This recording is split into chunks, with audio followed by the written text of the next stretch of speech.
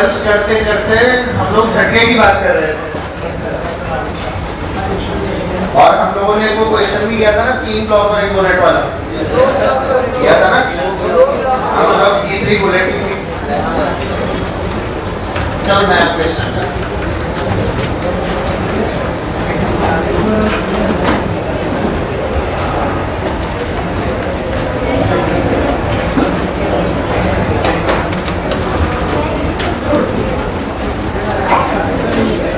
सुनो भाई, अरे बातें बंद करो और यहाँ जाओ। एक रस्सी से है ना बेटा, झूल रही है बॉल। रस्सी से क्या झूल रही है? बॉल झूल रही थी। मास दे रहे हैं इस वाली बॉल का 2 kg। अब सोच अगर ये वाली बॉल नीचे होती तो चुपचाप से लटकी हुई होती, पर हमारी क्या इच्छा हुई, नीचे से पकड़ा, ऊपर ले गए ऐसे और यहाँ से रिलीज कर दिया। यहाँ से क्या कर दिया? रिलीज किया तो वो नीचे रहेगा, नीचे रहेगा तो रस्सी में झटका आएगा। आपको वही झटके की वैल्यू निकालनी है, impulse. Find the impulse given by the ball when it becomes vertical. ठीक है, चलो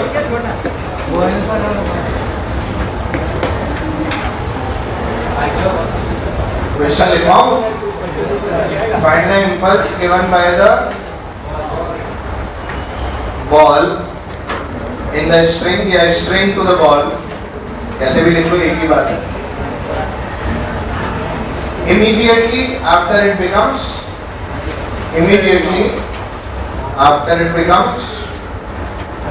vertical. Immediately after it becomes vertical. Immediately after it becomes vertical. करो।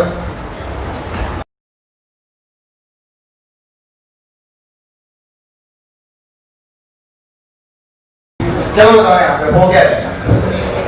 एक चीज बताओ, आप इसको रिलीज करोगे तो इसे कितने मीटर और करना है? 2 मीटर और। तो 80 में रिलीज होने के बाद की इसकी कंडीशन ये हो जाएगी, जब ये यहाँ पे आके झटका जाएगी वो कहेगी, इस समय इसकी वेलोसिटी क्या होगी? √2gh। ये तो सोचा ही नहीं आप।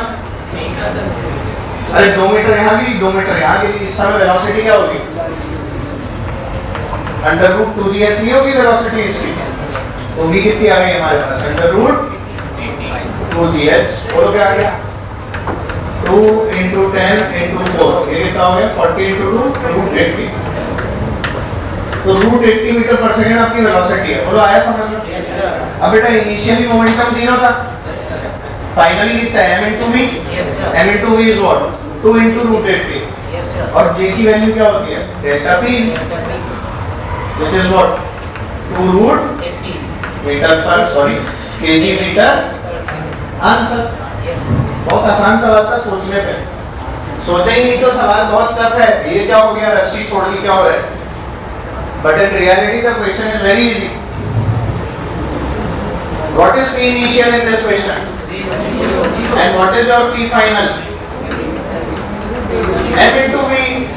m is 2, v is what? √2gh। जो नीचे है, कहानी खत्म, हो गया कुछ नहीं आया समझ में? बहुत इजी है, सोचे तो इसीलिए हो गया।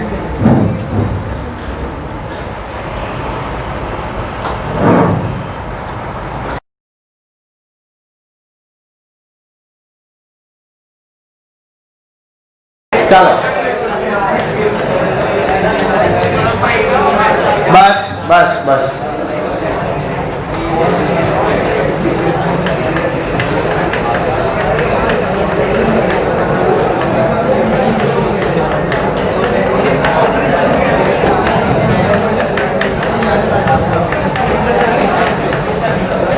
अभी जो हम लोग पार्ट पढ़ने वाले हैं, ये वो पार्ट है जो आज समझ में आ जाएगा तो आ जाएगा, अदरवाइज इसका समझ में आना जो है ना वो करीब करीब 2 सालों में इम्पॉसिबल सा रहता है।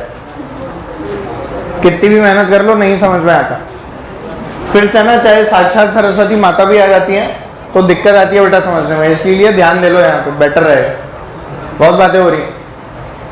तो collision and coefficient of restitution, जीवन भर काम आने वाले कंसेप्ट जिसके बारे में हमें पढ़ना है, ठीक है।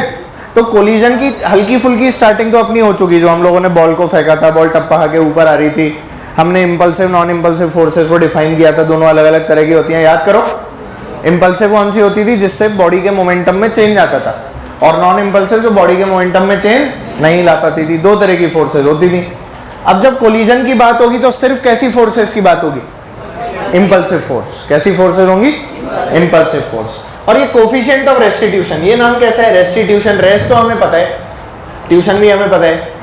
एक बीच में आई लग गया, यहां पर जो आई लगना था टीयू के बाद में, वो वाला आई कहां लग गया, यहां लग गया।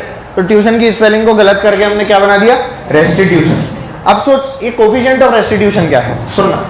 इसको हम लोग बोलते हैं, ई की वैल्यू क्या होती है, सुने, इंपल्स ऑफ रीफॉर्मेशन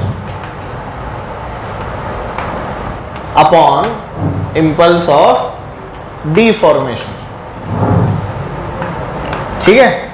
हालांकि ये वाली डेफिनेशन जो है ये लोगों को समझ में नहीं आती, पर असली डेफिनेशन ई की यही है, कोफिशिएंट ऑफ रेस्टिट्यूशन। क्या कोई कोफिशिएंट होगा, ये ई वही कोफिशिएंट ऑफ रेस्टिट्यूशन है। ठीक है।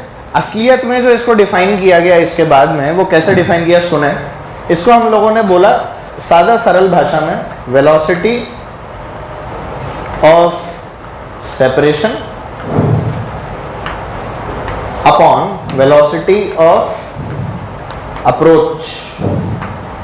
वेलोसिटी ऑफ, और दोनों ही वेलोसिटी जो हैं वो along the line of impact ली गई हैं।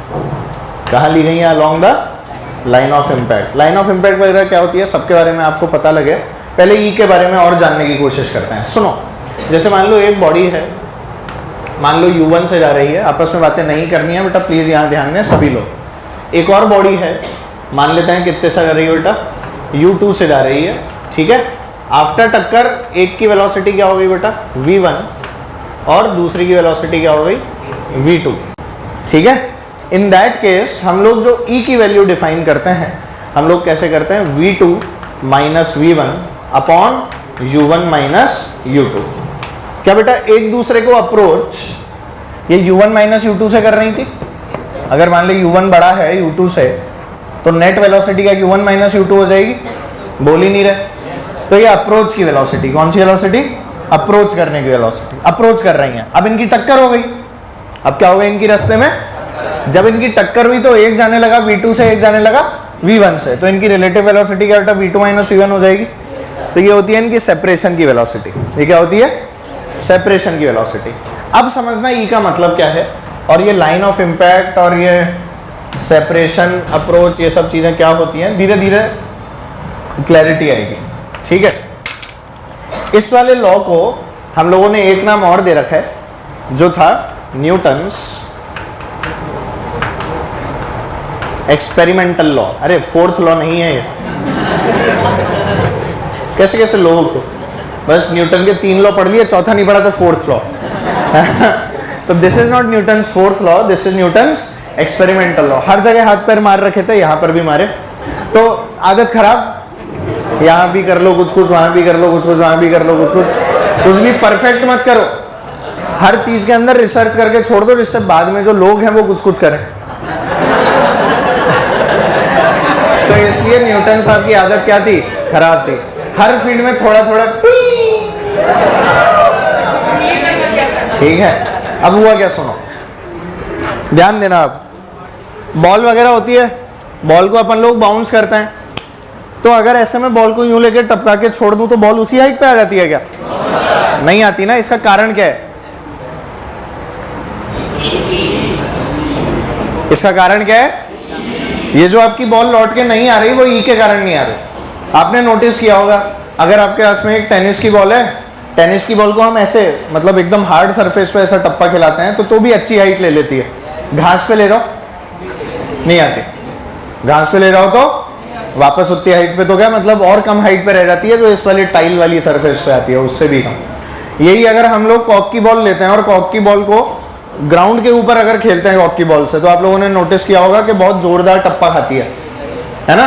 और वही अगर कॉक की बॉल को आप घास में खेलो तो चिपक ही जाती है कई बार। ठीक है। हम लोग बॉल को अगर मान लो जमीन पे टप्पा खिलाएं तो ऊंची तो आती है, कीचड़ में खिलाएं तो कीचड़ आता है, बॉल नहीं आती है। कीचड़ में खिलाएं तो कीचड़ आता है और बॉल, ये सब कहानी कौन बताता है? ई। कौन बताता है? तो बेसिकली बॉल का टप्पा खाना ही ई नहीं है, बॉडीज के कोलिजन से हम लोग ई के बारे में बात करते हैं। क्या ये कोलिजन है? बॉल का टप्पा खाना इज व्हाट? मैं बॉल को ऐसे नहीं फेंक रहा, मैं बॉल को ऐसे, मैं बॉल को टपका रहा हूं, बॉल को क्या कर रहा हूं? तो ये जो ई है ना, ये मटेरियल प्रॉपर्टी है। किसकी प्रॉपर्टी है? ये जो आपकी बॉल का मटेरियल और जो ग्राउंड का मटेरियल है ना, उस वाले मटेरियल के ऊपर इसकी डिपेंडेंसी होगी। आपने देखा होगा प्लास्टिक की बॉल ज्यादा टप्पा खा जाती है, और वहीं आप एक हल्की प्लास्टिक वाली बॉल लाओ, वो कम टप्पा खाती है। टेनिस की बॉल लाओ, अलग तरह से टप्पा खाती है, लेदर की बॉल लाओ, अलग तरह से टप्पा खाती है। सरफेस वही है।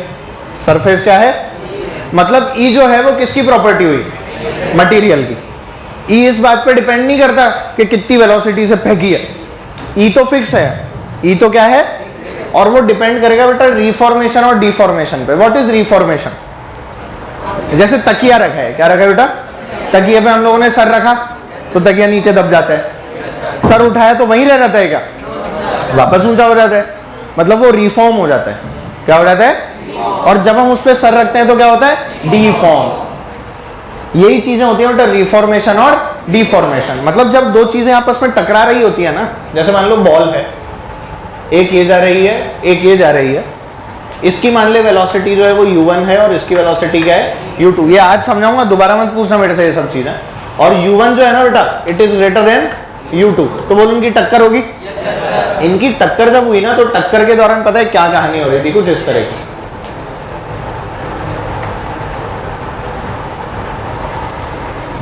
मतलब जब टक्कर हुई तो क्या एक दूसरे को प्रेस किया, एक दूसरे को क्या किया? पहले बता u1 ज्यादा था या u2? अब क्या हो रहा है इस वाले इंस्टेंट पे? u1 जो है क्या वो घट रहा है, और u2 जो है वो पक्का। क्या कोई ऐसा इंस्टेंट आता होगा जब ये दोनों मैक्सिमम एक दूसरे को कंप्रेस कर लेती होंगी? तुम तो इमेजिन करो, दो गुब्बारे टकरा गए भाई, इसकी सबसे बढ़िया फील लेनी है ना, तो दो गुब्बारे ले लो और गुब्बारे ले आओ ऐसे पास में, नहीं आया तो गुब्बारे बीच में प्रेस हो जाएंगे या फूट जाएंगे? प्रेस करने तक ही करना, इतना मत दबा देना फूट गए। सर ने बोला था गुब्बारे लेके फुस फटा, फोड़ना नहीं है, एक्सपेरिमेंट करने की कोशिश करनी है। तो एक की वेलोसिटी क्या हुई बेटा? कम, और इसकी वेलोसिटी क्या हुई? क्या ये फिर कांटेक्ट छूटेगा? ये कांटेक्ट क्या होगा फिर? छूटने के बाद में क्या कहानी होगी? क्या बेटा इसकी वेलोसिटी हो चुकी होगी v1 और इसकी क्या हो चुकी होगी? क्या अब v2 जो है it is greater than v1? अब v2 क्या हो चुकी होगी? Greater than. ये बहुत जोरदार बात है। अब ये सब चीजें यही हो रही थी ना, सब चीजें जो भी हुई वो यही हुई। तो ड्यूरिंग अ कोलिजन रिफॉर्मेशन भी होता है और डिफॉर्मेशन। पहले क्या हुआ? डिफॉर्मेशन। बाद में क्या है जो डिफॉर्मेशन हुआ? ये खुला, खुला तो देख इसकी वेलोसिटी बढ़ा दी, खुला तो इसकी वेलोसिटी, और एक की क्या हो गई? कम। एक की क्या हो गई? तो ग्राउंड राउंड जो है वो मूव नहीं करता। अदरवाइज हम बॉल मारते हैं तो बॉल दबती भी तो है। बॉल क्या होती है? जमीन पे मारते हैं तो दबती है। अगर आपने कभी वो स्लो मो वाले वीडियो देखे हो जिसके अंदर फुटबॉल को किक मारते हुए दिखाते हैं, तो आपने देखा होगा पैर जो है वो फुटबॉल को दबा रहा होता है अंदर, स्लो मोशन में दिखाते हैं। पैर जो है वो फुटबॉल को किक, मतलब जब किक करते हैं ना तो पैर अपना फुटबॉल के अंदर घुसता हुआ ऐसा लगता है, और फिर जब फुटबॉल छूटती है तो आपका पैर आपको बाहर आता हुआ ऐसा लगता है। अगर आपने कभी देखे हो वो वाले वीडियोस, ये डिस्कवरी वगैरह पे और ये स्पोर्ट्स चैनल वगैरह पे इस तरह के वीडियो आजकल तो कई एड्स में भी काम में लेते हैं, है ना? तो ये वाले जो वीडियोस हैं इनमें ये वाला पार्ट ही दिखाया जाता है। ये देखने में बहुत मजा आता है यार, कैसे एकदम से पैर अंदर चला गया, फिर इसके अंदर इलास्टिक पोटेंशियल एनर्जी डेवलप हो गई। असली में मान लो अगर कोई चीज रबर की है तो वो कंप्रेस भी हो सकती है और एक्सपेंड भी हो सकती है, तो वो क्या स्टोर कर रही है अपने अंदर? Potential energy. कौन सी क्वालिटी की? इलास्टिक वाली। बोलो कर रही है ना? तो इसीलिए हम लोग इसको है ना गुब्बारे से समझने की बात कर रहे हैं। आप लोग जब इस एक्सपेरिमेंट को गुब्बारों से करोगे तो आपको फुग्गे से एकदम मस्त फील आएगी, है ना? ये वाला पार्ट कौन सा है? Deformation plus reformation. पहले क्या हुआ? डिफॉर्मेशन हुआ, बाद में क्या हुआ? रिफॉर्मेशन हुआ। अब असली में क्या है ना, मटेरियल भी देखो बहुत अलग अलग तरह के होते हैं। कुछ मटेरियल होते हैं जो कि कैसे होते हैं अपने, मतलब प्लास्टिक मटेरियल होते हैं, कुछ मटेरियल होते हैं वो इलास्टिक मटेरियल होते हैं, और कुछ मटेरियल होते हैं वो ब्रिटल होते हैं। कैसे होते हैं? ब्रिटल मतलब जिन पे जरा भी फोर्स लगाओ तो फटा, फूट गए, जरा भी फोर्स लगाओ तो फूट गए। ठीक है। प्लास्टिक मटेरियल वो होते हैं जिन पे फोर्स लगाओ और फिर फोर्स हटाओ तो अपने शेप के अंदर जो चेंज है उसको मेंटेन कर लेते हैं। मतलब प्लास्टिक की बॉल के अंदर अगर ऐसे प्रेस कर देते हैं हाथ तो वापस नहीं ला सकते फिर अपन उसे, फिर अपन यूं अलग अलग जगह से दबाते रहते हैं जिससे वो ऊपर आ जाए, पर वो आता नहीं है। करते हैं ना? प्लास्टिक की पुरानी वाली बॉल याद है? पता लगा इधर से दबाए तो यहाँ दब गया, ये ऊंचा उठ गया, इधर से दबाए तो ये उठ गया, ये उठ गया, फिर वो गोल गोल घूमता रहता है और बॉल क्या हो जाती है? खराब। नोटिस किया है कभी? और ऐसे ही होता है इलास्टिक। इलास्टिक के अंदर क्या हो गया? रिफॉर्मेशन डिफॉर्मेशन दोनों मजे से हो जाता है, तो इसलिए दिक्कत नहीं आती। क्या ये बातें क्लियर है? तो इसके बारे में ऑल्दो हम लोग एक चैप्टर पढ़ेंगे एक अलग से, इलास्टिसिटी, वो प्रॉपर्टी अलग है, ये इलास्टिक मटेरियल जो मैं बता रहा हूँ वो प्रॉपर्टी अलग है, तो दोनों को प्लीज कंबाइन ना करें। ठीक है। अभी तो बस ऐसे मैंने बोल दिया तुम्हें 3 तरह के मटेरियल होते हैं, दुनिया भर की बातें होती हैं। ब्रिटल मटेरियल वो होते हैं जैसे आप लोगों ने देखा हो, ये क्रैश हेलमेट सुना है आपने? क्रैश हेलमेट्स, ये जो गाड़ी वाड़ियाँ चलती है ना, ये जो F1 रेसिंग करते हैं, बाइक रेसिंग करते हैं, ये लोग जो हेलमेट लगाते हैं इनके हेलमेट क्रैश हेलमेट्स होते हैं। कौन सा हेलमेट? क्रैश हेलमेट्स की क्या खास बात है? जैसे ही गिरते हैं ना तो खुल जाता है, जैसे ही गिरते हैं तो ऐसे नहीं खुल जाता, फिर गिरते गिरते नहीं खुलता, गिरने पर वो सारा फोर्स ले लेता है और फिर टूट के खुल जाता है। टूट के खुलने का फायदा क्या होता है? अपन जो लोकल हेलमेट खरीदते हैं ना उनके अंदर क्या दिक्कत है? अगर गिरे और वो गाय के मुंह वाला हेलमेट लगा रखा है,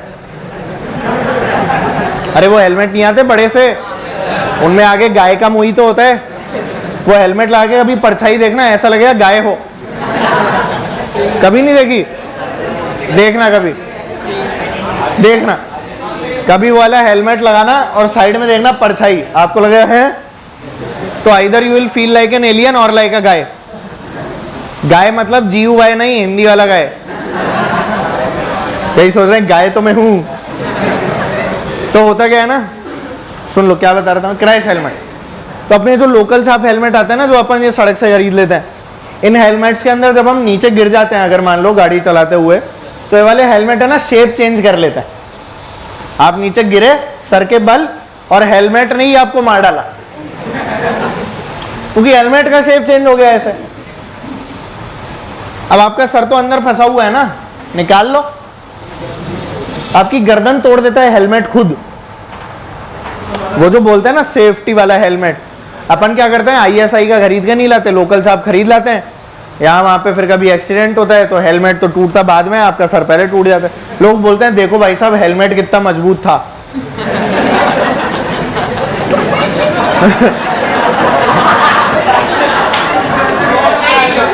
हेलमेट मजबूत नहीं होता है, हेलमेट बेकार होता है। वो हेलमेट अपना शेप चेंज करके आपकी गर्दन यूं मोड़ देगा, आप निकल ही नहीं सकते बाहर, और आपकी गर्दन की हड्डियां टूट जाती हैं, जिसके कारण हाथों हाथ खचाए। समझ गए ना? इसीलिए हेलमेट वगैरह जो भी लें अच्छी क्वालिटी का लें, हमेशा याद रखें अपनी सेफ्टी के लिए। और तो कोई बात नहीं है, तुम मत ही लगाओ ना चाहे, उसमें तो क्या हो गया। पर हाँ, अगर हम अपनी सेफ्टी और अपने घर वालों का भला चाहते हैं तो हमें हेलमेट तो लगाना ही चाहिए। तो अपना पॉइंट तो यह है कि टक्कर हुई, टक्कर के दौरान डिफॉर्मेशन हुआ, डिफॉर्मेशन के बाद रिफॉर्मेशन हुआ, और impulse of reformation upon impulse of deformation से हमें क्या मिला? ई मिला। क्या मिला? ई मिला। अच्छा, डिफॉर्मेशन की रिफॉर्मेशन की इंपल्स क्या होगी जो अलग हो रहे होंगे? इंपल्स होता है डेल्टा P, इंपल्स होता है तो बेटा मास कॉमन आ जाएगा, मास कॉमन आएगा, देख mv2 माइनस mv1, क्या m कॉमन बाहर, नीचे डिफॉर्मेशन क्या बेटा mu1 minus u2, mm cut जाएगा, यही तो बचेगा। डिराइव नहीं कर पा रहा मैं, बस आपको एक चीज बता रहा हूं कि असली चीज ये है। इसे लोग असली बताते हैं पर असली ये है। This is not real, this is real. इससे डिराइव होके ये आया और इससे डिराइव होके ये आया। क्या ये बातें क्लियर है सब लोगों को? ठीक है। अब ये लाइन ऑफ इम्पैक्ट क्या है? कौन सी लाइन? तो हमेशा याद रखें there are two lines, there are दो लाइन्स होती हैं, जिसमें एक लाइन होती है बेटा लाइन ऑफ इम्पैक्ट और दूसरी लाइन क्या होती है? Line of motion. Line of, तो जैसे आप लोग ये फ्लाईओवर के नीचे से मोशन की तरफ मुड़ते हैं तो वो कौन सी लाइन है? Line of motion. बहुत ही बढ़िया। आप लोग समझते हैं इस वाली बात को, बहुत खुशी हुई जान के। लाइन ऑफ मोशन, आरम लुढ़कना नहीं है, लाइन खींचनी है बेटा। अब सुनो, अरे सुनो क्या बता रहा हूँ, ध्यान दे। ये दोनों क्या बेटा स्ट्रेट लाइन में मूव कर रहे हैं, ये इनकी लाइन ऑफ मोशन है, ये क्या है इनकी। पर अगर मान ले केस ऐसा होता, एक ऑब्जेक्ट इधर है और एक ऑब्जेक्ट इधर है और दोनों के दोनों ही ऐसे जा रहे हैं, मान ले ये जा रहे हैं u1 से और ये कितने से जा रहे हैं u2 से, तो इनकी टक्कर कैसी होगी बता। u1 जो है वो ग्रेटर देन u2 है, इन दैट केस क्या टक्कर की डायमेंशंस बदल जाएंगी। इनकी टक्कर ऐसे होगी। आप लोगों ने देखा होगा स्नूकर जो लोग खेलते हैं वो टेढ़ी मेढ़ी बॉल मारते हैं। तो अब देखो इनकी लाइन ऑफ मोशन तो ये है, सीधे जो ये लोग जा रहे थे, ये बोलो ठीक है नहीं, u1 u2 वाली जो लाइन है, तो ये तो इनकी क्या बेटा लाइन ऑफ मोशन। पर लाइन ऑफ इंपैक्ट हमेशा वो लाइन होती है जिसके अलोंग कॉमन नॉर्मल लग रही होती है, जिसके अलोंग कॉमन नॉर्मल लग रही होती है। क्या बेटा कॉमन नॉर्मल ये वाली लाइन है पक्का। तो ये वाली लाइन जो है ये क्या कहलाएगी आपकी लाइन ऑफ इंपैक्ट। तो ये लोई और ये लोम, अरे ये क्या हो गई लोई, ये क्या हो गई लाइन ऑफ इंपैक्ट। वो लाइन जिसके अलोंग क्या लग रही है common normal. Line of motion वो लाइन जिसके अलोंग आपकी बॉडी ट्रेवल कर रही है। क्या ये बातें क्लियर है? 100% नोट कर लो जो भी कुछ लिखा हुआ। मैं लाइन ऑफ मोशन और लाइन ऑफ इंपैक्ट की डेफिनेशन यहां पे लिख रहा हूं।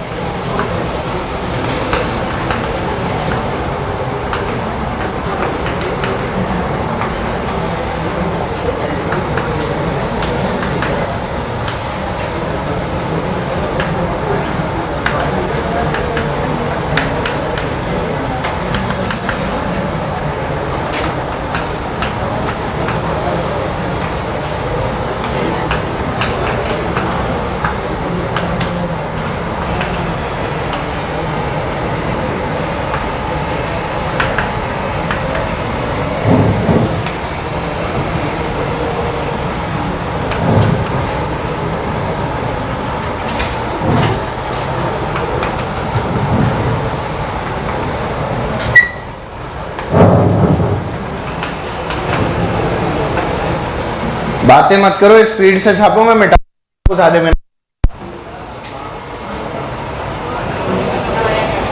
जल्दी लिखो।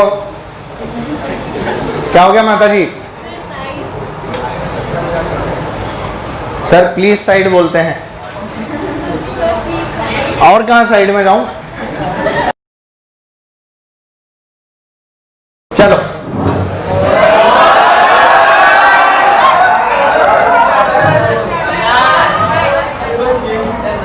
ये तो आपने लिख ही लिया होगा। अगली लाइन लिखो, तो जल्दी लिखो भाई।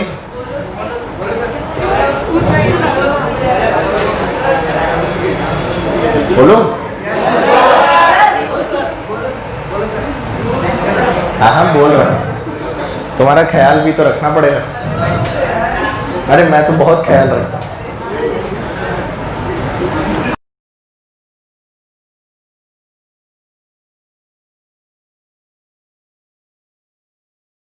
चलो इसके अंदर एक लाइन लिखते हैं, E is a purely material property.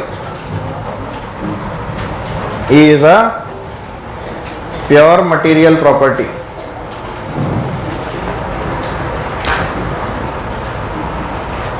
E is a pure material property. अच्छा एक चीज बताओ, अपन जितने से बॉल को टकरा रहे हैं उससे ज्यादा से तो लौट के आ नहीं सकती।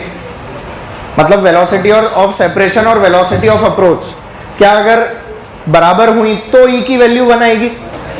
ऐसा तो नहीं हो सकता ना कि मैंने टपकाया 5 से और लौट के 50 से आ गई। ऐसा हो सकता है क्या? मैंने बॉल को यहाँ पर गिराया, मान लो 5 मीटर की हाइट से गिराया, तो 5 मीटर ही ऊपर आ सकती है ना मैक्सिमम। अगर टपका रहा हूं तो टप्पा खाई और वापस 5 पे आ गई। ऐसा थोड़ी है 50 पे चली जाएगी टप्पा खाने के बाद। तो ये तो गड़बड़ हो गई ना यार, ऐसा पॉसिबल भी नहीं है। तो अगर आइडियल केसेस की बात करें तो ई की वैल्यू क्या बेटा, it should be less than और इक्वल टू 1। ई की वैल्यू क्या होनी चाहिए, लेस देन और इक्वल टू, और असली में जब इसको लिखते हैं तो ऐसे लिखते हैं 0 is less than e is less than equal to 1। E वो असली में 0 से हमेशा बड़ा होगा, ठीक है, और 1 से क्या होगा, छोटा या बराबर। अब आइडियल केस देखें तो ना तो 0 होता है ना 1 होता है। आइडियल केस देखें तो ना तो 0 होगा और ना ही 1 होगा। अब जैसे मैं कीचड़ का एग्जांपल दे रहा था, कीचड़ में बॉल चिपक गई ना, लौट के ही नहीं आई तो 0 नहीं हो गया, लौट के ही नहीं आई तो क्या हो गया। तो आइडियल केस अगर लेना है तो ले लो। क्या ये बातें क्लियर है? तो ई की value it lies between 0 and 1, it lies between maximum it can be 1, minimum it can be 0। और इसी वाली चीज को देखते हुए हम लोगों ने ये लिख लिया, इसी वाली चीज को देखते हुए हम लोगों ने कोलिजन्स की कई वैरायटी निकाली, कोलिजन्स की कई वैरायटी निकाली। वैरायटी क्या क्या निकाली बेटा, इस चीज पर ध्यान देते हैं, सुने। एक बार तो हम लोगों ने ई की वैल्यू ले ली 1, ई की वैल्यू क्या ले ली, एक बार हमने ले ली ई की वैल्यू 0 से बड़ी और 1 से छोटी, और एक बार हमने ई की वैल्यू ले ली 0। क्या ले ली, ई की वैल्यू 1, 0 से 1, और एक बार एग्जैक्टली 0। तीन अलग अलग केसेस जब हम लोगों ने सॉल्व किए तो हम लोगों को उनके लिए अलग अलग कहानियां भी लिखनी पड़ी। ई इक्वल्स टू 1 वाला जो केस था बेटा, इस केस को हम लोगों ने एक स्पेशल नाम दिया जो था बेटा परफेक्टली इलास्टिक कोलिजन। क्या नाम था, परफेक्टली इलास्टिक कोलिजन, ठीक है। जब हम लोग 0 से लेके 1 के बीच में गए तो इन भाई साहब का क्या नाम था, पार्शियली इलास्टिक भी था और इन इलास्टिक भी था। अंदर ही लिख देता हूं यार, बाहर अजीब सा हो जाएगा, है ना। E इक्वल्स टू 1, नीचे ही लिख रहा हूं इसके टेबल के, चौक टूट गई, ओहो एक और। हाँ भाई, तो इसको हम लोगों ने क्या नाम दिया बेटा, परफेक्टली इलास्टिक कोलिजन। हिंदी में बोलते हैं इसको पूर्ण प्रत्यास्थ टक्कर। लिखना चाहते हो, इसको बोलते हैं बेटा पार्शियली इलास्टिक या इन इलास्टिक, दोनों चलता है। पार्शियली इलास्टिक या दोनों ही ट्रू हैं, पर पार्शियल लिखा हुआ होना चाहिए, ठीक है। अच्छा, अगर अकेला इनइलास्टिक भी लिख दिया तो भी चलेगा, अगर अकेला इनइलास्टिक भी लिख दिया तो भी वो पार्शियल ही है। पर कई केसेस में जिसमें ई की वैल्यू गिवन नहीं है और इनइलास्टिक लिखा है, in that case you have to treat it as a perfectly inelastic collision. कैसा कोलिजन, परफेक्टली इनइलास्टिक कोलिजन। तो ई इक्वल्स टू 0 में क्या आ जाएगा बोलो, परफेक्टली इन इलास्टिक कोलिजन। तो हमें 3 तरह के कोलिजन जो है ना वो देखने को मिलने वाले हैं। बात समझ में आ रही है, ठीक है। अब सुनो, परफेक्टली इलास्टिक कोलिजन की खास बात क्या थी, ध्यान देना। मोमेंटम तो कंजर्व सभी में है, कोलिजन है तो, चाहे इलास्टिक हो चाहे इन इलास्टिक हो चाहे कुछ भी हो, मोमेंटम सब में क्या है बेटा, कंजर्व। इसकी खास बात ये थी कि यहाँ पर काइनेटिक एनर्जी के अंदर कोई लॉस नहीं होता। इलास्टिक मतलब इक्वल्स टू 1, जितने से फेंका क्या उतने से आ गई, जितने से फेंका उतने से आ गई, मतलब काइनेटिक एनर्जी में कोई भी लॉस। तो हम लोगों ने क्या बोला, के या there is no loss in kinetic energy. बोलो सही है। और यहां पर क्या आ जाएगा, क्या there is some loss, very good, there is. तुम लोग भी भरते रहो, तुम लोग भी भर लो बेटा, इसमें क्या हो गया, कोई बहुत भारी चीज थोड़ी ना बता रहा हूं। इसमें एनर्जी कंजर्व लिख सकता हूं क्या सेकंड पार्ट में, पहले पार्ट में तो लिख सकता हूं, थर्ड पार्ट में बोलो 0 नहीं हो जाएगी, मैक्सिमम लॉस हो जाएगा।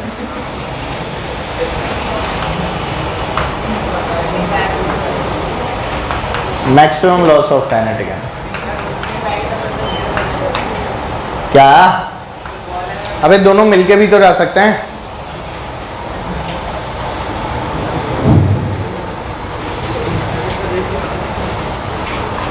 Maximum loss of kinetic energy तीसरे वाले केस में।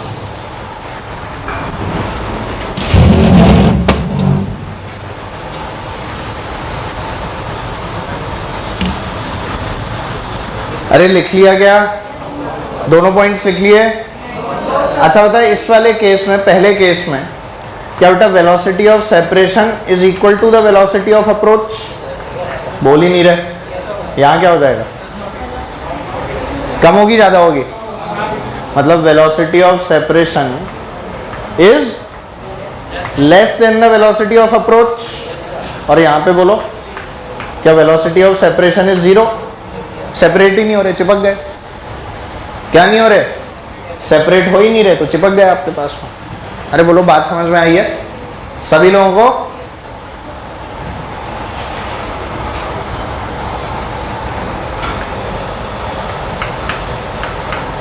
Types of collisions.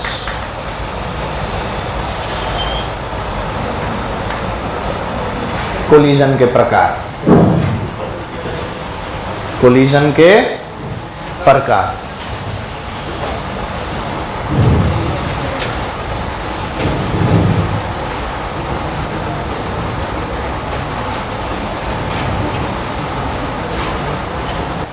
गुड यार, स्टाइल है, हैंड राइटिंग का स्वैग है तुम्हारा। चलो भाई, नोट कर लिया। अब सुनो, क्या कोलिजन के लिए टच होना जरूरी है? क्या कोलिजन के लिए टच होना जरूरी है? इट इज नॉट नेसेसरी कि चीजें टच हो तभी कोलिजन होगा। एग्जाम्पल दो।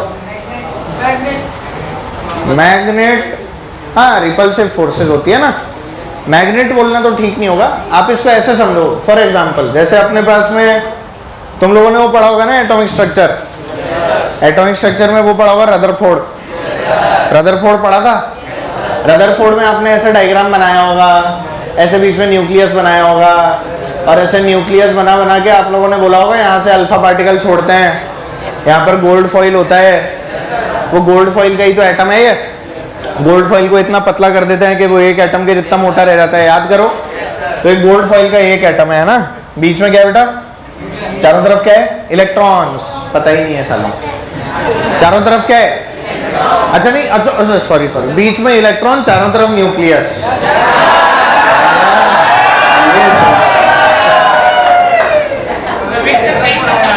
यही तो सोच रहे हैं साला सही क्या था।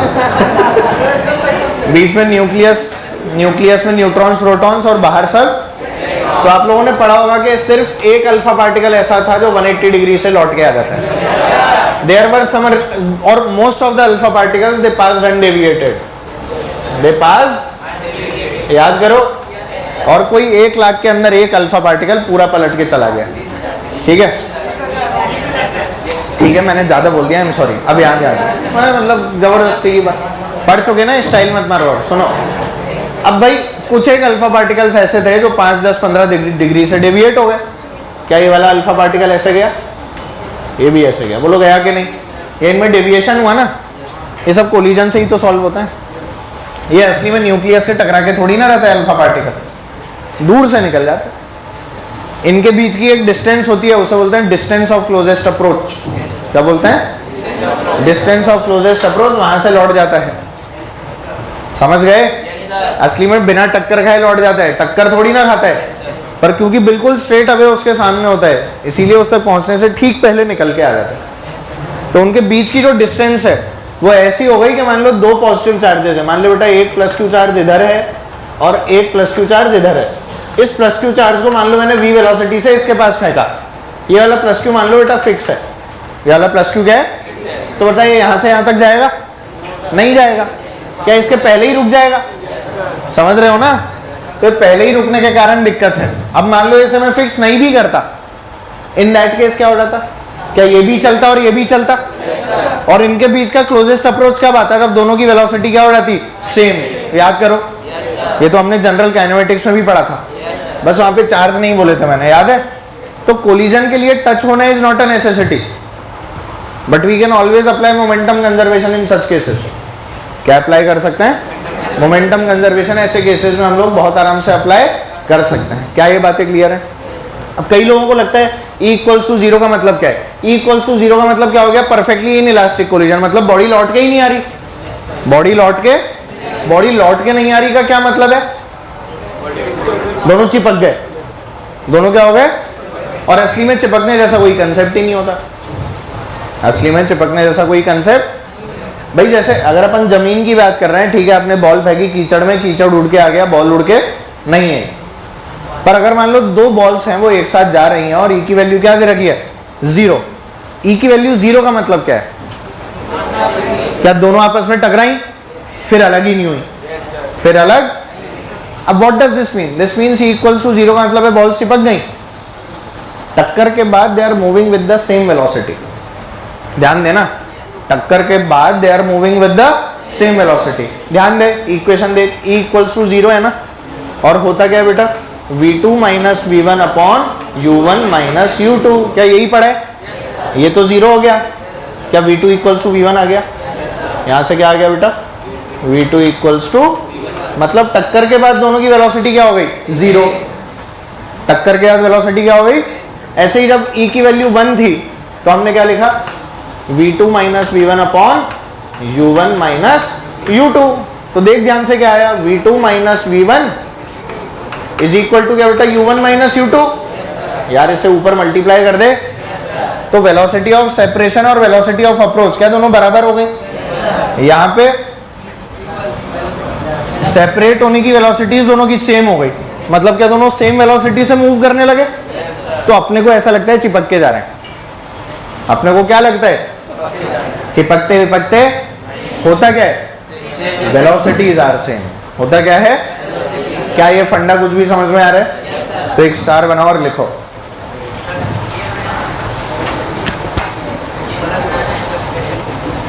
कैसे फेंकेंगे ये, हाँ अड़ेगा नहीं ना, कहीं पहले ही रुक जाएगा आर मिनिमम पे।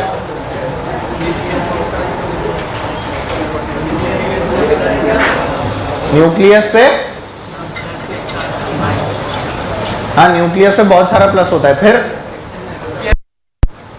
मेरे को क्या पता कैसा है, मॉडल है तो एटम का, मान रखा साइंटिस्ट लोगों ने, अपन उनकी इज्जत करते हैं,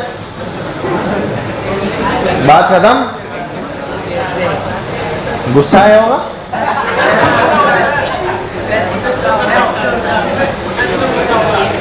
प्रोटेस्ट करता होगा, कौन टच करता होगा, अच्छा ये फेंका तो ये टच करता होगा, इससे नहीं कर पाता ना, टच नहीं कर पाता बेटा, बहुत पास आके निकल जाते हैं। और इसी वाले तरीके से हम लोग रेडियस निकालते हैं बेटा न्यूक्लियस का, इसी तरीके से हम लोग क्या निकालते हैं, न्यूक्लियस का रेडियस निकालते हैं। अब आपके मन में अगर सवाल पैदा होना चाहिए ना, तो बताइए क्या होना चाहिए असली में, अगर आपने एटॉमिक स्ट्रक्चर पढ़ा तो आपके मन में सवाल यह आना चाहिए था कि जब ये इतनी सारी चीजें हो रही होती हैं तो न्यूक्लियस में इतने सारे पॉजिटिव चार्जेस समा कैसे जाते हैं, आपस में रिपेल नहीं करते क्या एक दूसरे को।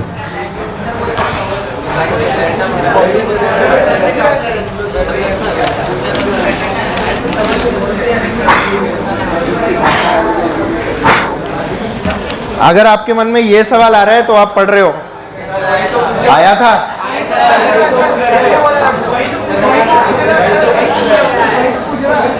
ये कहाँ पूछ रहा है, ये तो बोल रहा है टकरा के जाता है क्या। तो यही जब मैंने ये बोला कि इतने सारे कैसे भर गए तो इससे मना कर दिया कि नहीं ये नहीं पूछ रहा, न्यूक्लियस में इतने सारे पॉजिटिव कैसे आ गए ये पूछ रहा है, और ये फूटा भी नहीं, ये सवाल है ना। तो इसमें न्यूक्लियर फोर्सेस भी होती हैं, इसमें न्यूक्लियर फोर्सेस भी होती हैं जो प्रोटॉन प्रोटॉन, प्रोटॉन न्यूट्रॉन और न्यूट्रॉन न्यूट्रॉन पे लग रही होती हैं।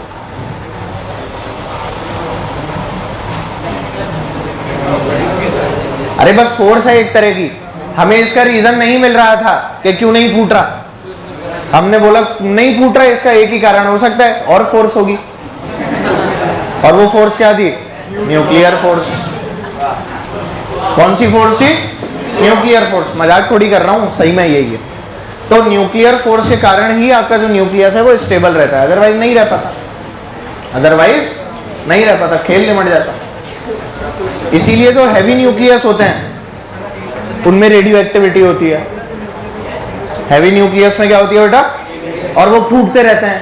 न्यूक्लियस ही तो फूटता है या इलेक्ट्रॉन फूटता है, न्यूक्लियस फूटता है। तो न्यूक्लियस क्यों फूटा? क्योंकि यार इसने संभालिए जितने संभाल सकता था।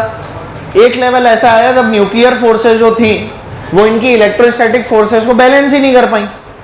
जब बैलेंस नहीं कर पाई तो बोला बस अब तो मैं फूटूंगा, फटा। और ये फूट के क्या बना देता है? Daughter nuclei. क्या बना देता है? Daughter nuclear. जब तक स्टेबल नहीं हो जाता फूटता रहता है, फूटता रहता है, फूटता रहता है, फूटता रहता है। समझा? तो इस कारण ये स्टेबल होते हैं। न्यूक्लियर फोर्सेज होती हैं इसीलिए स्टेबिलिटी होती है, अदरवाइज स्टेबिलिटी भी नहीं होती, डिफाइन ही नहीं कर पाते स्टेबिलिटी।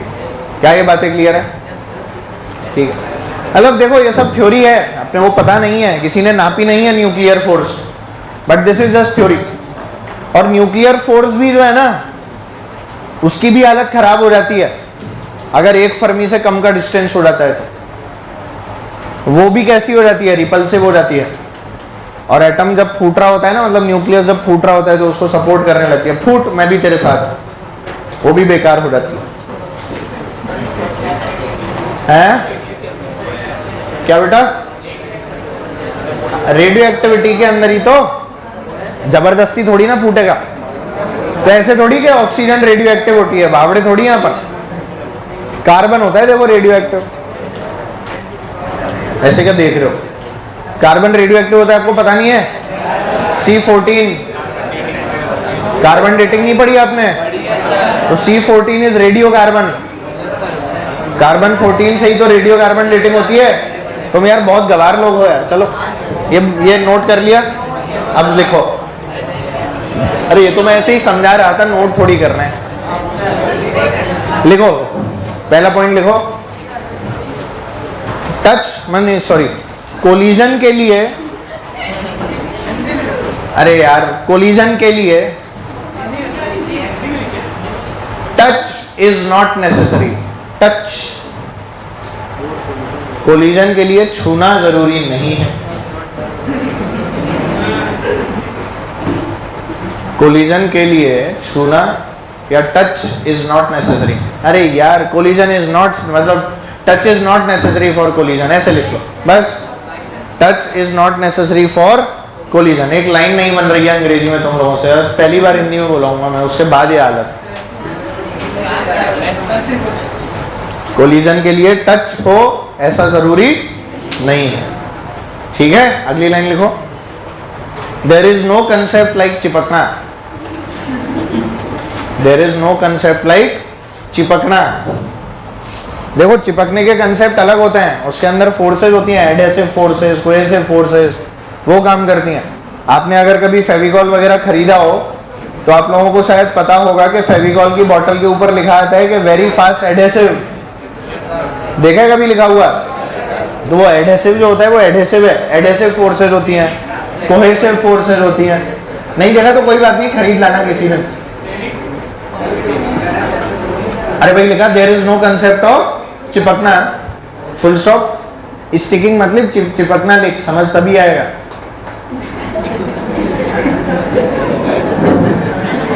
बहुत दिनों के बाद आया है, स्टिकिंग लिख रहा है। कल को पता लगा लकड़ी लेकर आ गया, स्टिकिंग। सर ने क्या लिखवाया था? स्टिक। चलो गया, अच्छा इसीलिए हंस रहे।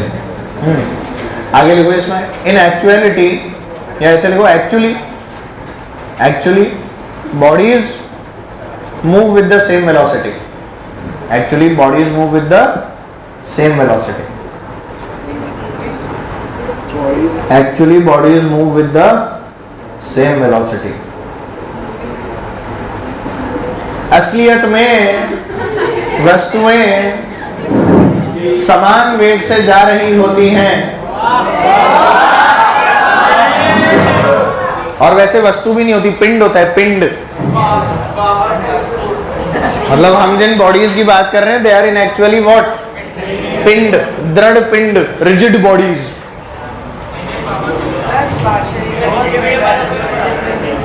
हैं? इसको अरे एक मिनट बता रहा, नहीं बोलते।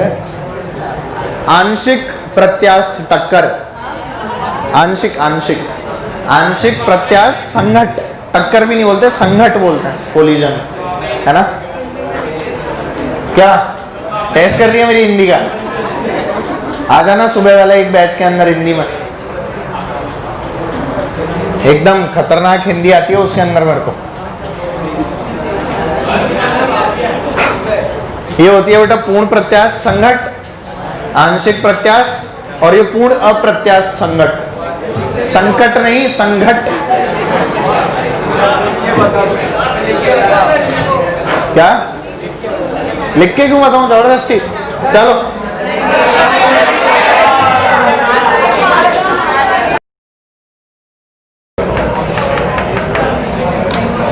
हो जाता है, कोई बात नहीं।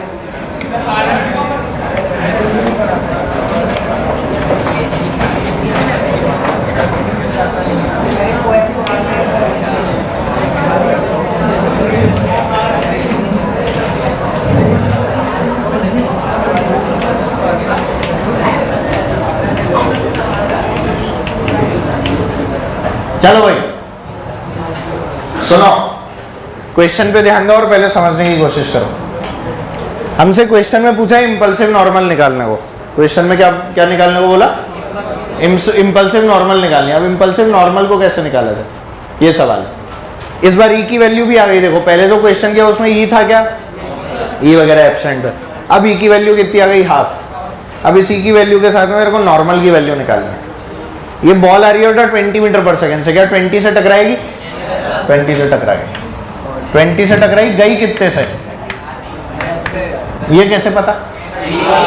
क्या ई की वैल्यू हाफ है? मैं क्या जानता हूं, e is equal to half is equal to क्या बेटा? V2 minus V1 upon U1 minus U2। पक्का? ये जो U1 माइनस U2 लिखा है इसके अंदर क्या एक सरफेस तो ग्राउंड है? ग्राउंड तो चल ही नहीं रहा।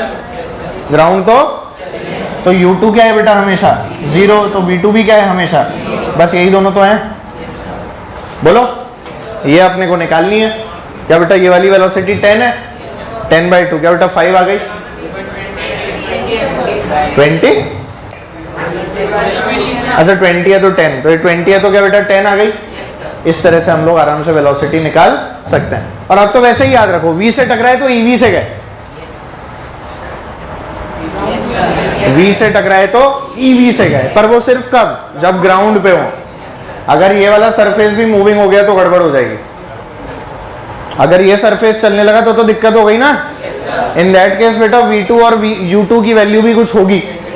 तो अगर दूसरा सरफेस रेस्ट पे है जिससे हम टकरा रहे हैं और आपकी बॉल किसी भी वेलोसिटी से आके टकरा रही है, मान लो V से टकरा रही है, तो लौटोगे किससे? EV से। किससे लौटोगे? ध्यान रखना है, बोल दिया मैंने। अब ये कोई स्टार बना के लिखाने की बात नहीं है, जनरल नॉलेज है। And knowledge is never general, है ना। आओ देखें, समझ थोड़ी आया होगा, कोई बात नहीं, आओ देखें। ई की वैल्यू मतलब यहाँ से मैंने वेलोसिटी निकालनी, टक्कर के बाद में 10 से जा रहा है, ये बात समझ आ गई। अब हमारे पास जो बेटा इंपल्स निकालने का तरीका है वो क्या है? N delta t is equal to क्या बेटा? P final minus p initial. पक्का? ऊपर की डायरेक्शन को क्या मान रहा हूँ और नीचे वाली क्या यही माननी है? देख इनिशियली U1 जब पुट किया होगा तो क्या माइनस साइन के साथ किया होगा? कई लोगों को लग रहा होगा -10 आ रहा है आंसर, तो ये देखिए माइनस माइनस कैंसिल हो जाएगा और आंसर +10 आ जाएगा। ऊपर की डायरेक्शन मतलब इसमें डायरेक्शन पुट करना है, वेलोसिटीज हैं ये क्या लिखी है? वेलोसिटी है, तो डायरेक्शन के साथ चलेगा सारा मामला। क्या ये बातें क्लियर है? Very good. तो ई की वैल्यू हाफ से हमने 10 निकाल लिया और अब यहाँ पर n निकालने वाले हैं। n इंटू डेल्टा टी बोलो 10 की पावर माइनस पी फाइनल। एनवी मास कितना, वेलोसिटी कितनी, पॉजिटिव या नेगेटिव? माइनस पी इनिशियल का नीचे वाला क्या बेटा? -20। आंसर बोलो 30 इंटू 10 की पावर, सबको दिखा? आ गया आंसर। कोई बड़ी बात है इसमें। ई अगर आ भी गया हमारे जीवन में तो क्वेश्चन करने में कोई दिक्कत थोड़ी है। क्वेश्चन तो हम इन एनी केस कर ही लेते हैं।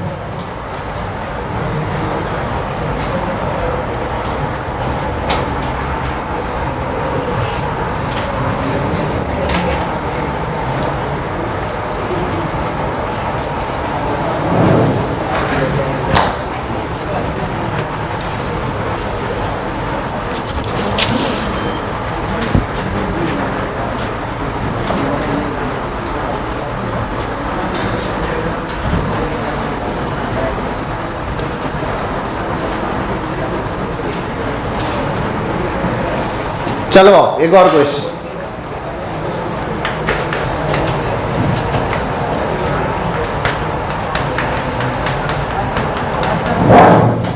मान लेते हैं एक दीवार है जो 20 मीटर पर सेकंड से आ रही है और हमारे पास में एक बॉल है जो दीवार की तरफ 5 मीटर पर सेकंड से जा रही है। बहुत भारी है, मतलब बॉल के कंपैरिजन में दीवार है, मैसिव बॉल है, पूरा कमरा है बेटा भाग रहा था। कमरा बेटा कमरा, ये क्या है ना, कमर के आगे आ अपने आप लगा देता है खुद के लिए।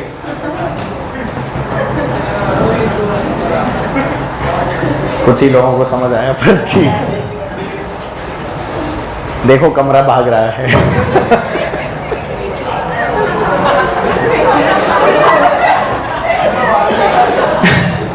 ऐसा देख, क्या बेटा 20 मीटर पर सेकंड दीवार भागी, 5 मीटर पर सेकंड से बॉल भागी, ठीक है, और E की वैल्यू हाफ है। E की वैल्यू क्या है बेटा? अब की बार अपन ऐसे EV तो नहीं कर सकते, क्या EV कर सकते हो? इन दैट केस अपने को अब क्या करना पड़ेगा? क्या पूरी इक्वेशन लिखे? एक क्वेश्चन मैं करूंगा, अगला आप करोगे। मैं करूंगा एक। सबसे पहले जब भी ऐसा क्वेश्चन दिखे ना बेटा, U1 U2 V1 V2 लिख लो, U1 U2 V1 V2। और ये बात ध्यान रखो कि जब भी कोई चीज मैसिव दी जाएगी तो उसकी वेलोसिटी चेंज नहीं होगी। जब भी कोई चीज मैसिव दी जाएगी तो कितनी ही उस पर टक्करे मार लो, उसकी वेलोसिटी के अंदर कोई चेंज, याद रखना इस बात को, चाहो तो लिख भी लो कि मैसिव ऑब्जेक्ट्स की वेलोसिटी कभी भी चेंज नहीं होती। There is no change in the velocity of massive objects, ठीक है, देयर इज नो चेंज। लिखने भी लग गए बेशरम लोगों, इतनी बातें तो याद ही रखा करो यार। क्या यार आरव तू भी लिख रहे? ये वही लिखने वाली बात है, वैसे ही याद रखो। दीवार दिखे वेलोसिटी मत बदलो, समझे? तो there is no change in the velocity of massive objects. अब दीवार है तो मैसिव होगी। भाई ट्रेन और साइकिल की टक्कर होती है तो ट्रेन नहीं मिलती है, साइकिल साइकिल नहीं मिलती, नॉर्मल सी बात है। देखो बेटा नॉर्मल दुनिया में तो ऐसा ही होता है। अब पता नहीं कि साइकिल कौन चला रहा है।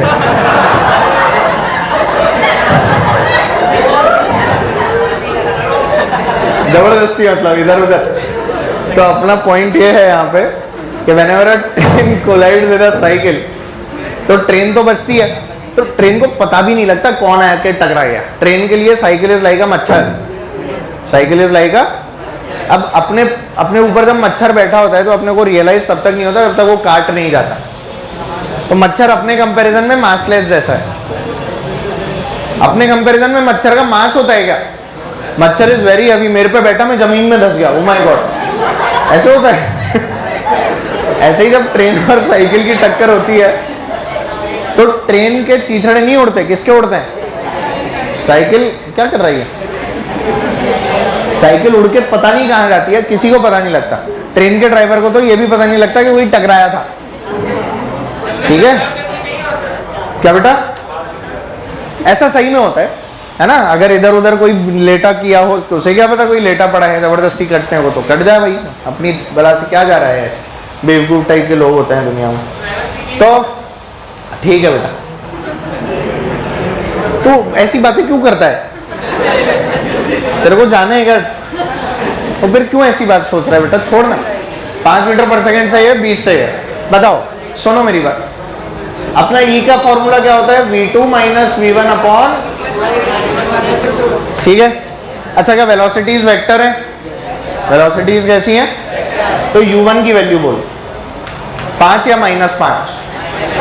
5 या माइनस 5? माइनस 5। U2 20 या प्लस 20? दोनों एक ही बात है, 20 या प्लस 20 प्लस 20। V1 क्या बेटा निकालना है, और V2 20। इसमें तो चेंज आएगा ही नहीं ना। चेंज अगर आएगा तो किसकी वैल्यू में आएगा? Velocity of the ball. Ball को अगर U1 माना है ना, बॉल को अगर U1 माना है तो बॉल को ही V1 मानना। पता लगे बॉल को U1 मान लिया, दीवार को V1 मान लिया, बॉल अगर U1 है तो बॉल के लिए ही V1 है, दीवार का अगर U2 है तो दीवार का ही V2 है। ये बातें क्लियर है? Very nice. आओ देखें क्या लिखूं, बोलो। 1/2 is equal to V2 minus V1, 20 minus V1 जो पता नहीं, अपॉन बोलो -5 माइनस 20। क्या वैल्यूज पुट करनी है? कर दिया, V1 आ गया। क्या -25? तो -25/2 इज इक्वल टू क्या बेटा, 20 माइनस V1। तो यहां से V1 कितना आ गया, बोलो बोलो। ये -12.5 माइनस 20 -32.5। अरे दिस इज -12.5 और -20 तो -32.5। तो वेलोसिटी क्या आ गई बॉल की, माइनस प्लस हो जाएगा प्लस, मेरे को भी पता। तो क्या आ गया बेटा, प्लस 32.5 मीटर पर सेकेंड। क्या ये बात क्लियर है? अगर आपका आंसर गलती से भी माइनस में आ जाए ना, तो मेरी बात सुन लो, दीवार है ना, इसको तोड़ के उधर नहीं जाएगी, मतलब बॉल जो है वो दीवार तोड़ के उधर नहीं जाएगी, तो नेगेटिव में तो आ ही नहीं सकता आंसर, टक्कर खा के बॉल इधर ही जाएगी। और देखो टकराई तो 5 से थी, दीवार 20 से जा रही थी, तो इसने वेलोसिटी ऑफ द बॉल क्या कर दी, 32.5। समझ रहे हो? तो आप अगर ऐसे ट्रेन के सामने भाग के जाओ ऐसे और सोचो कि मैं तो बहुत स्पीड से जा रहा हूं, तो ट्रेन आपकी स्पीड को और बढ़ा देगी और आपको बिना टिकट के ऊपर पहुंचा देगी, एकदम खट, आपको फील भी नहीं होगा टक्कर के बाद बॉल की वेलोसिटी।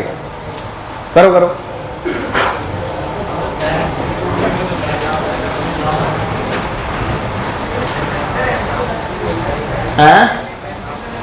एमजी नहीं बेटा, काम का होगा क्या एमजी? बताया तो था, जब इंपल्सिव फोर्सेस काम करती हैं तो एमजी की कोई औकात नहीं होती।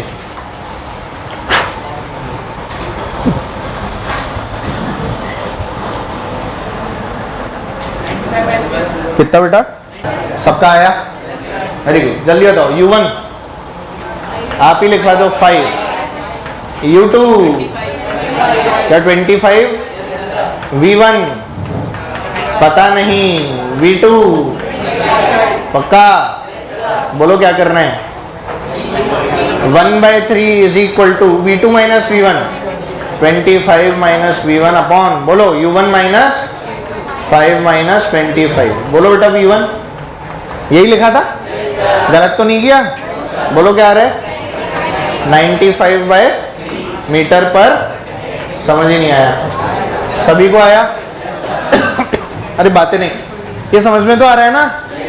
इसमें कोई दर्द किसी प्रकार का देखो होना भी नहीं चाहिए, आसान है, पक्का, ठीक है।